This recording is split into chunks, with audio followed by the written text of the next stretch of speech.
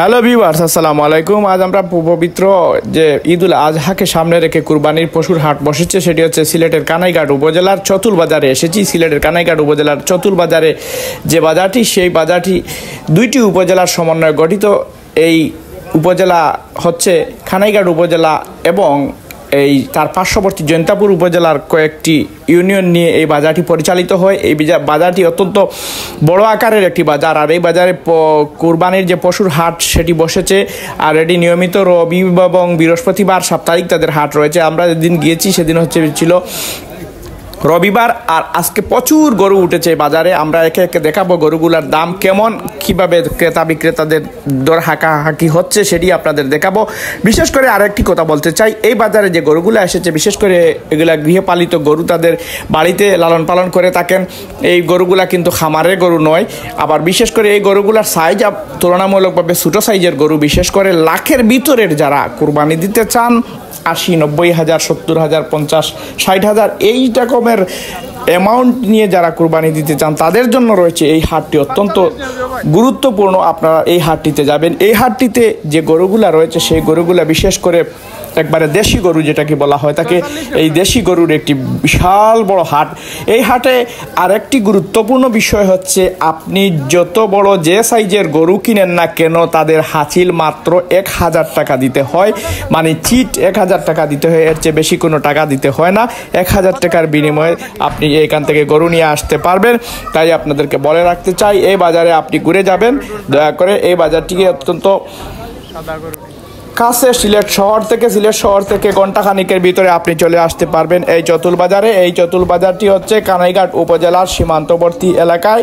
এটি কানাইঘাটের এক রকমের প্রবেশদ্বার বলা যেতে পারে এই চতুল বাজারটি অত্যন্ত বড় আকারের বাজার। দুটি উপজেলার সমন্বয়ে এই বাজারটি পরিচালিত হয়ে থাকে, যেমন জৈন্তাপুর উপজেলার কয়েকটি ইউনিয়ন এবং এই কানাইঘাট উপজেলার চতুল ইউনিয়নের অন্তর্গত এই চতুল বাজারটি। এই চতুল বাজারে যে গরুগুলার দর হাঁকাহাঁকি হচ্ছে, তার বেশিরভাগের দর আমি আপনাদেরকে দেখাচ্ছি।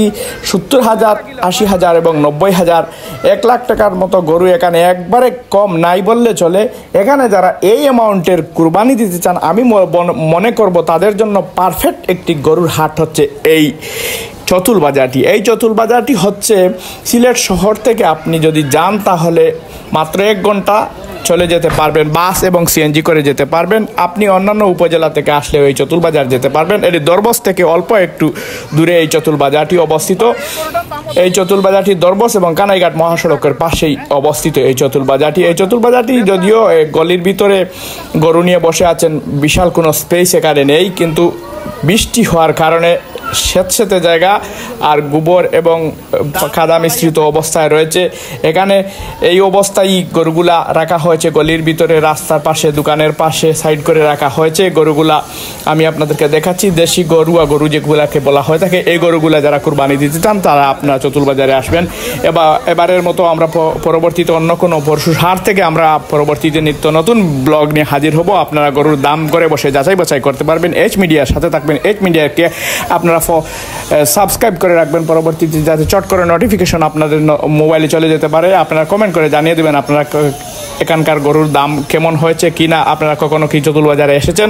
সবাইকে অসংখ্য ধন্যবাদ জানিয়ে আমরা আজকে এখানে এই ভিডিও থেকে বিদায় নিচ্ছি। বিদায় নেওয়ার আগে আমি আপনাদেরকে জানিয়ে রেখে চাই, এখানে যে গরুগুলার দাম হাঁকা হয়েছে, সেই গরুগুলার দাম কেমন হয়েছে আপনারা কমেন্ট করে আমাদেরকে মন্তব্য করে যান। সেটি আপনাদেরকে আমাদের আরও ভিডিও তৈরি করতে আরও উৎসাহ প্রদান করবে।